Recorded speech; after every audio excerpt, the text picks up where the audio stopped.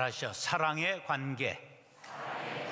오늘은 자연적 교회 성장 8가지 질적 특성 마지막 시간입니다. 여러분들은 오늘 대학원 석사 과정 이제 수료하는 날입니다.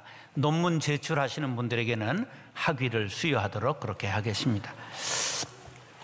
종교마다 그 종교를 대표하는 덕목이 있지요.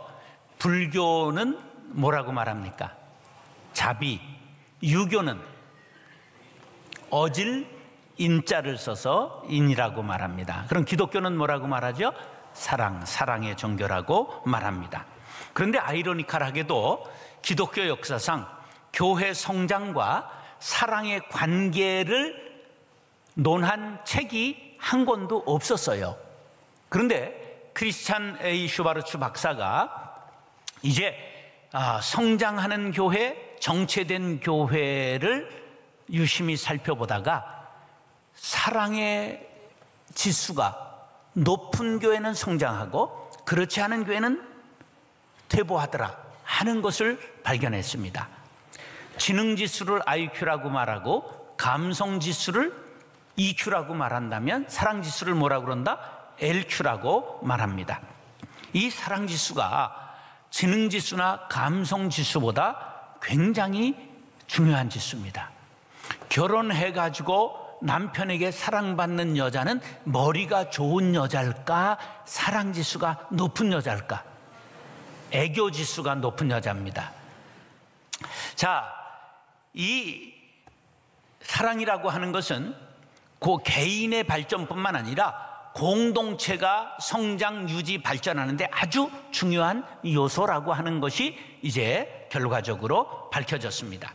새신자가 교회에 들어왔을 때 6명의 친구가 있으면 교회를 떠나지 않더라. 이것을 교회 성장의 우정 요소라고 말합니다. 윈안이라고 하는 성장학자가 말한 건데요. 왜 6명이냐 하는 이야기는 없어요. 그래서 제가 또 가만히 있을 수가 없어 연구를 했는데 왜 6명이냐 하면 전후좌우 사방을 포위해도 하늘로 솟구치고 땅으로 숨을 수 있으니까 위아래까지 딱 감싸면 어디도 도망가지 못한다. 그래서 6명이다 그런 얘기를 하게 됐고요. 우리 교회에 삼겹살 원리가 있는 걸 아십니까? 한 사람이면 패하겠거니와 두 사람이면 맞설 수 있나니 세 겹줄은 쉽게 끊어지지 아니하느니라. 우리나라 사람들이 제일 많이 먹는 고기가 무슨 고기입니까? 삼겹살. 그러니까 세 겹줄 원리 꼭 기억하시기 바랍니다. 전도서 4장 12절 말씀인데 이것에 근거해서 우리 교회는 세 조직으로 가닥을 꼬아놨습니다. 한 조직은 뭐냐 하면 바로 목장의 줄, 두 번째는 재직회의 줄, 세 번째는 남녀 선교회의 줄입니다. 그래서 한 모임에서 2명의 친구만 생기면 6명의 친구가 있고 그런 사람은 절대 교회를 떠나지 않는다. 이것이 우리 교회의 바탕을 이루고 있다는 걸 눈치를 채셨습니까? 처음 공개하는 비밀이니까 여러분들이 이제 잘 기억하시기 바랍니다. 사랑지수를 높이는 요소가 무엇인가? 이런 게 있어요. 교회의 공식적 모임 외에 교인들이 서로 얼마나 많은 시간을 함께 보내고 있는가, 식사 초대나 자주 만나 차를 마시는가, 서로를 칭찬하는데 얼마나 너그러운가, 김장을 교인들끼리 담그는가 아니면 이웃과 담그는가, 교회 안에서 얼마나 웃는가, 20% 정도만 웃으면 이것을 병든교회, 전투적 교회라고 합니다. 왜? 80명이 80%가 째리고 있어 보세요. 싸우자는 거죠. 그 다음 40% 정도 웃고 있으면 건강한 교회, 그리고 50% 정도 웃고 있으면 혁명도 가능한 교회, 70%가 웃고 있으면 폭발적으로 성장하는 교회, 이렇게 말할 수 있습니다. 상호 의존 관계가 서로 끌어안는 사랑의 분위기인가, 결혼식과 장례식에 잘 참석하는가, 서로 인정하고 격려하는가, 목회자는 성도의 개인의 일을 잘 알고 있는가, 이런 것들이 사랑지수를 높이는 요소이지요.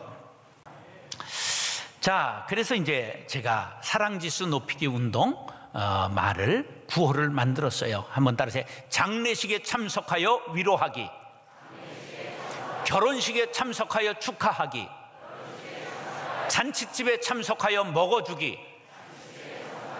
음악회에 참석하여 박수치기. 예, 유치원 여러분들 그 발표회 있잖아요. 그럼 할아버지 할머니까지 다 가가지고 박수 엄청 치고 사진 찍느라고 난리 피우는데 잘해요, 못해요?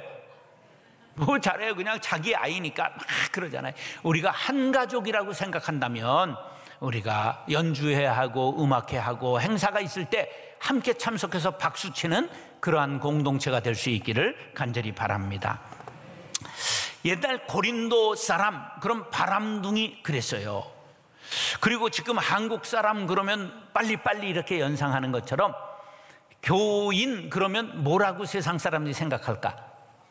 말만 잘하는 사람, 이렇게 생각하면 안 되죠. 사랑이 많은 사람, 거룩한 빛 광성교회, 사랑이 많은 교회, 이렇게 인식될 수 있기를 축원합니다. 따라하시죠. 사랑이 없으면 아무것도 아닙니다. 사랑은 강철보다, 바위보다, 죽음보다도 강합니다. 그래서 사랑받은 사람은 사랑한 일을 위하여 목숨이라도 바치는 거지요. 아가서 8장 6절은 사랑은 죽음같이 강하다고 말했어요.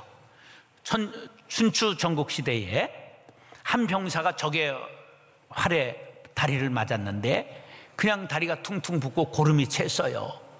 전쟁이 소강 상태에 들어가자 장군이 부상병사를 돌아보러 왔는데 다리에 고름이 챈 걸 보고 무릎을 꿇더니 그 병사의 다리를 자기의 입으로 고름을 빨아주었습니다. 그 덕에 다리가 다 낫게 됐어요. 그래가지고 휴가를 잠시 나오게 되었는데 그 이야기를 노모에게 자랑스럽게 했더니 이 어머니가 한숨을 쉬면서 이제 우리 아들은 죽게 되었구나, 그렇게 얘기를 하시는 거예요. 이제 다시 휴가를 마치고 전선에 복귀한 이 병사가 장군이 위기를 겪게 되자 앞을 막아서서 싸우다가 분전하고 자기는 전사하고 장군을 살려냈습니다. 어머니는 벌써 그런 일이 있으리라는 것을 예견한 것이지요. 사랑받은 사람은 사랑하는 일을 위하여 목숨을 바치는 법입니다. 반면에 사랑 없는 것은 아무것도 아닙니다. 1절로 3절 밑줄만 시작.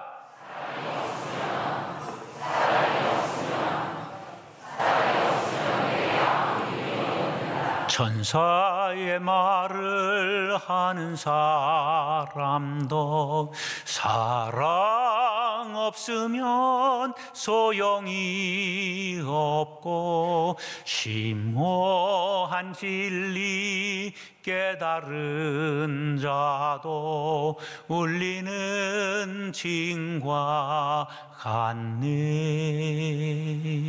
하나님 말씀 전한다 해도 그 무슨 소용 있나. 사랑 없으면 소용이 없고 아무것도 아닙니다. 예언도 기적도 구제도 순교도 사랑이 없으면 아무것도 아닙니다. 예언도 기적도 구제도 순교도 사랑이 전제될 때 아름다운 것입니다. 4가지 사랑의 종류가 있지요. 에로스, 필리아, 스톨게, 아가페.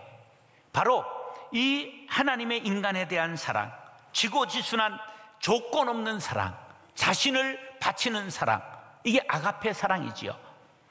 이것을 이타적인 사랑이라고 말하고 우리 기독교를 이타적인 종교라고 말합니다. 사람은 이기적인 존재로 자기 중심적인 사랑을 하지요. 그러나 기독교의 사랑은 자신을 버리는 사랑입니다. 로크리안스라고 하는 나라에 자로가크라라고 하는 왕이 있었습니다. 왕국의 풍기가 문란해지자 왕이 풍기를 바로잡기 위하여 포고령을 내렸습니다. 누구이라도 음란한 짓을 하는 사람은 2 눈을 빼어 버리겠노라. 겁이 난 백성들이 음란한 짓을 멀리하기 시작했습니다. 그러던 어느 날 첫 위반자가 체포되었습니다. 그런데 공교롭게도 그 위반자는 하나밖에 없는 왕자였습니다. 온 백성들의 관심이 왕이 어떻게 할 것인가에 쏠리기 시작했습니다. 사람들은 말합니다. 어떻게 왕자를 죽이겠어? 그러면 법은 뭐야? 사람들은 설왕설래했습니다. 드디어 형을 집행하는 날이 다가왔습니다. 왕이 직접 왕자를 친국합니다. 취조를 마치자 왕이 명령합니다. 시행하라! 칼이 번쩍이더니 왕자의 눈에서 피가 흘러내렸습니다. 그 다음 눈마저 찌르려는 순간, 잠깐, 왕자를 잘못 교육한 내게도 책임이 있다. 자기의 단도를 빼더니 자기의 한눈을 찔렀습니다. 왕은 왕으로서 법을 엄정하게 집행함으로 국기를 다잡았고, 아버지로서 아들을 대신해 희생하는 사랑을 보임으로 나라를 위기에서 건지고 왕자를 살렸던 것입니다. 바로 자신을 내어주시면서까지 우리를 사랑하신 분이 하나님이십니다. 그 사랑의 현현으로 이 땅에 오신 분이 예수님이십니다.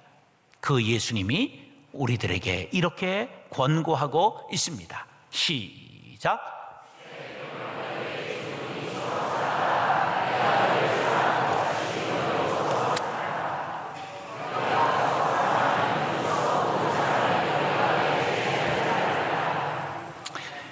사랑해야 제자입니다. 사랑하지 않으면 제자가 아닙니다.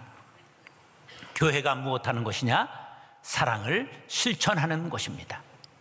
내가 본래 사랑이 많은 사람으로 태어났다, 아니다는 상관없습니다. 저는 제가 아무리 생각해도 사랑이 많은 사람이 아닙니다. 그러나 하나님의 법이 그렇기 때문에, 하나님에게 그렇게 명령을 받았기 때문에 저는 사랑으로 목회했습니다. 본래 사랑이 많지 않기 때문에 냉정도 정이라는 걸 알아야 됩니다. 그러나 반드시 치우치지 않는 사랑을 하려고 노력을 했습니다. 사람들은 교회에 와서 사랑 얘기를 듣기를 원하는 것이 아니라 사랑을 보기 원한다는 것을 여러분 기억하시기 바랍니다. 사랑을 앞세우지 않고 원리 원칙을 앞세우면 상처받고 넘어지는 사람이 많습니다. 10년 공들여 전도해온 사람 한마디의 사랑 없는 말이 단번에 쫓아낼 수가 있습니다. 사람은 밥을 먹는 존재가 아니라 사랑을 먹는 존재라는 것을 기억하시기 바랍니다. 에베소서 5장 2절 시작.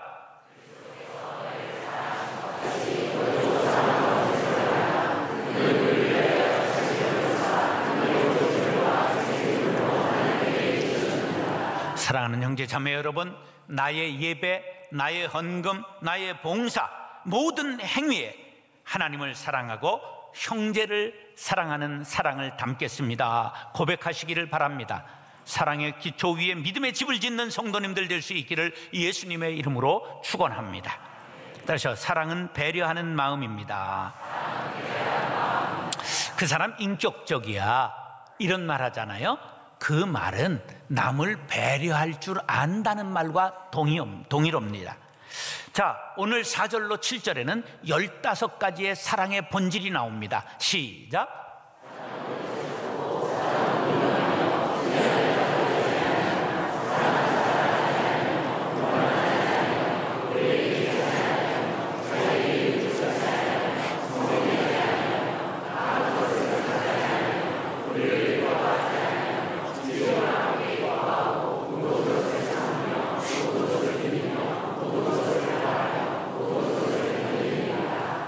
남대문 시장에서 물건을 고르던 사람이 들었다 놨다 물건을 깎았다 막 이러다가 안 사고 돌아가 보니까 시장 장사가 멱살을 잡고, 너 그렇게 안 살 거면 왜 10분이나 물건을 들었다 놨다 하고 깎았다 붙였다 하고 그랬냐. 그리고 싸움이 붙었습니다. 싸움 구경, 불구경이 세상의 2대 구경이라는 거 아시죠? 사람들이 막 몰려들었어요. 앞가게까지 전부 막혀버렸어요. 그랬더니 앞가게 주인이 나오더니 싸우는 사람 멱살을 둘 갈라놓더니 여기가 교회인 줄 알아? 싸우려면 교회 가서 싸워. 이랬다는 전설이 지금까지 남아있어요. 얼마나 교회가 싸움을 많이 했으면. 우리는 적어도 싸우지는 않지요. 그러나 사랑하는가 하는 것은 물어보아야 합니다. 하나님은 똑똑한 사람을 쓰는 것이 아니라 사랑의 사람을 쓴다는 사실을 기억하시기 바랍니다. 갈등이 교회의 중심 주제가 되면 교회는 성장할 수 없습니다. 갈등을 부정적으로 몰고 가면 안 됩니다. 방향 감각을 상실하게 되고 교인이 이탈하게 되고 성장 잠재력이 잠자게 되고 교회의 전도, 이 존재 이유인 전도의 문이 막힌다는 것을 알아야 됩니다. 그래서 갈등을 창조적으로 해결하는 8대 원리가 있는데, 갈등이라는 컨플릭트라고 하는 단어를 8자를 앞에 놓고 만든 말입니다. 한번 따라서 갈등에 대한 자세를 바꿔라. 갈등의 원인을 관찰하라. 갈등의 유형을 주목하라. 갈등의 유형에 따른 해결책을 발견하라. 갈등 처리 방법을 배우고 주도적으로 해결하라. 갈등 해결 방법을 성도들에게 알려라. 비전과 프로그램을 개발하라. 하나님을 믿고 기도하라. 이거보다 더 중요한 것은 사랑 지수를 높이는 것입니다.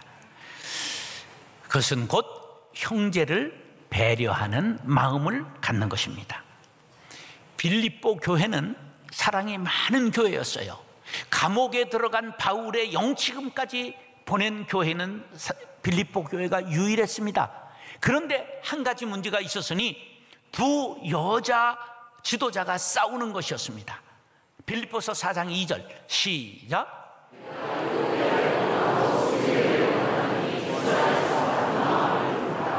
여러분, 성경에 기록되기를 원해서 끝까지 싸울 사람 한번 손들어 보세요.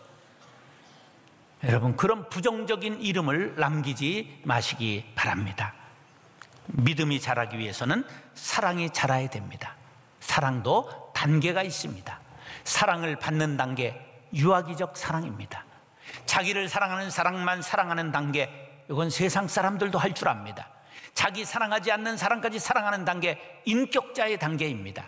자기에게 해롭게 하는 사람까지 사랑하는 단계, 성인의 단계입니다. 죄인을 위해 대신 죽음을 당하는 단계, 예수님의 단계이지요. 우리는 예수를 믿는다고 하면서도 첫째 단계, 둘째 단계에 머물러 있다고 한다면 참 아쉽습니다. 우리 모두가 3단계, 4단계로 오늘 이후로 도약할 수 있게 되기를 간절히 바랍니다. 베드로전서 4장 8절 말씀 시작.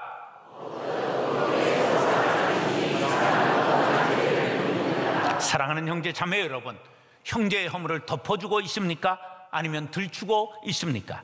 아버지의 수치를 드러냈던 함은 저주받고 아버지의 수치를 덮어주었던 셈과 야벳은 축복받았습니다. 사랑은 배려하는 마음입니다. 형제를 배려하시기 바랍니다. 교회에서 약자인 초신자와 노약자와 장애인을 배려하는 상냥한 말과 따뜻한 미소와 사랑의 행동으로 교회를 사랑의 공동체로 만들기를 원하시는 분은 아멘 하시기 바랍니다. 따라하시죠. 사랑의 샘은 마르지 않습니다. 세계적으로 여행해 보면 우리나라 산이 오밀조밀하고 아기자기하고 참 예쁜 걸 알 수가 있죠. 예, 금강산만한 산이 없다 할 정도로 참 아기자기하고 그렇죠. 이 미국과 같은 데 산을 가보면요, 거대하기는 해도 전혀 아기자기하지 않아요. 그 워싱턴 DC 근교에 가면 버지니아에 쇠난도라고 하는 팝송에까지 나오는 유명한 산이 있어요. 유명한 산이라고 가서 가봤더니 그냥 뭉실뭉실하고 별로 감동적이질 않아요. 그런데 뭐 곰까지 새끼를 데리고 나오는 걸 봤어요. 그러니까 이 자연 생태계가 잘 보존되어 있는 거죠. 근데 우리나라의 산을 그릴 때면 반드시 산화라고 그래요? 산수화라고 그래요? 산과 뭐가 있다는 거예요? 물, 그래야 산수화가 되는 거예요. 근데 요새 산에 가보면 여름이 아닌 철에 계곡에 물이 흘러요? 안 흘러요? 안 흘러요. 참 안타까운 일이에요. 그런데요, 백두산에 가보면요, 그냥 2744 높은 산 위에 큰 호수가 있는데 얼마나 크냐 하면 직경이 남구 5km, 둘레가 13km, 그리고 깊이가 204m나 됩니다. 그 물이 떨어지는데요, 장백폭포가 68m짜리 폭포가 사시장철 떨어지는데 물이 한 번도 마른 적이 없어요. 그 왜 물이 마르지 않을까요? 밑에서 샘이 솟구쳐 오르기 때문입니다. 그렇기 때문에 그렇게 거대한 폭포가 매일 떨어져도 물이 마르지 않는 거죠. 사랑의 샘은 결코 마르지 않는다는 사실을 기억하시기 바랍니다. 8절 말씀 시작.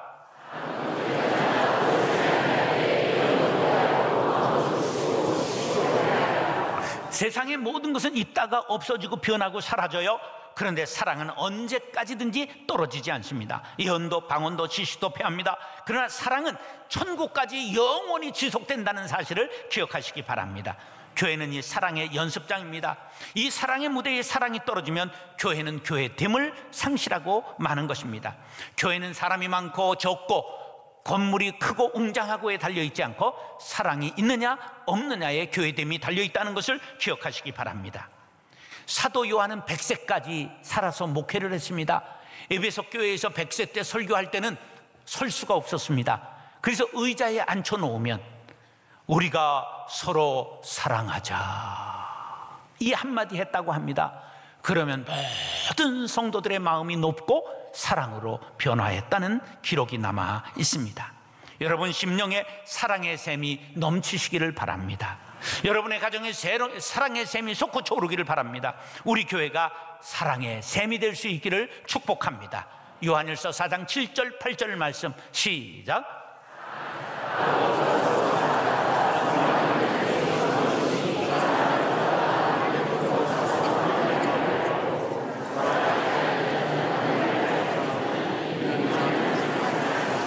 하나님은 뭐라고요? 사랑 자체임을 기억하시기 바랍니다. 사랑의 하나님은 영원하십니다. 사랑도 영원합니다. 사랑의 샘은 결코 마르지 않습니다. 사랑의 신비 5가지가 있습니다. 사랑은 줄수록 풍성해지고, 사랑은 받기만 하면 사라집니다. 사랑은 도적을 맞지 않습니다. 사랑은 돈으로 살 수 없습니다. 사랑은 인생을 변화시키는 특효약입니다. 사랑하는 형제 자매 여러분, 영원히 부여하기를 원하십니까? 사랑을 나누어 주시기 바랍니다. 가정이 화목하기를 원하십니까? 구체적으로 사랑을 표현하시기 바랍니다. 교회가 부흥하기를 원하십니까? 서로 사랑하기를 사랑으로 문안하시기 바랍니다. 의례적인 인사가 아니라 그리스도의 사랑으로 형제를 사랑하고 자매를 사랑하시기 바랍니다. 사랑의 훈기가 교회를 아늑하고 평안한 분위기로 만들고, 사랑의 봄동산에 나비와 같은 초신자들이 날아와 말씀의 꿀을 먹고 영원히 소생하는 생명의 역사가 날마다 일어나는 사랑의 공동체가 될 수 있기를 예수님의 이름으로 축원합니다.